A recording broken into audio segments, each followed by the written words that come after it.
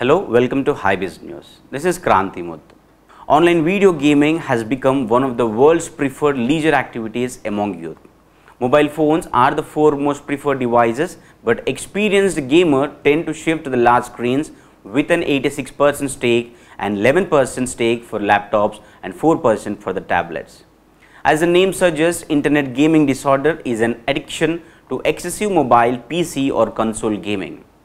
Popular games such as PUBG, Candy Crush and Fortnite have gotten teenagers and adults equally addicted on their electronic devices. A study shows that an average gamer in India spends about 4 to 5 hours of his day on gaming. Researchers have consistently shown that gaming can bring many positive benefits including therapeutic, medical, health, cognitive and academic benefits.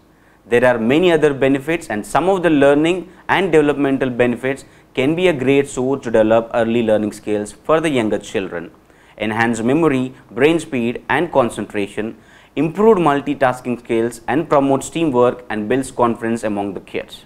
However, gaming can be problematic and potentially addictive, and there is no formal rating system in India. There has been no formal study on the negative psychological impact of Indian gamers, and we have tried to illustrate few international examples for awareness purposes. Obsessive computer games playing can helpful in certain settings. It can easily distract one from completing their task and can also distract office workers during their jobs. Such an addiction can be diagnosed when an individual spends more time on online games and engages in them even when it has a harmful effect on their daily tasks and responsibilities. In the recent past, almost 35 plus Chinese game apps were banned in India, which includes PUBG Mobile, Carrom Friends, Ludo All Star. Despite the popularity of the gaming in India, there has been no formal comprehensive studies on the negative psychosocial impact. American Psychiatric Association notes that symptoms like preoccupation with the gaming, withdrawal symptoms when not gaming are not suitable for the children. Inability to reduce playing time, unsuccessful attempts to quit gaming, giving up other activities, loss of interest in the previously enjoyed activities due to the gaming, etc. can indicate a potential gaming addiction.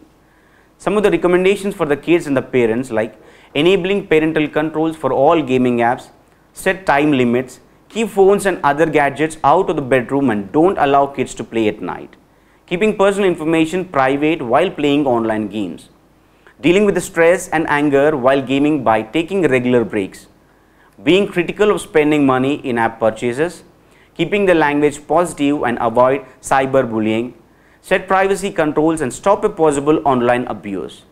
Green time is more important than screen time. Ask your kids to go out and play. For more news updates, please do watch HiBiz News. This is Kranti Muthu signing off.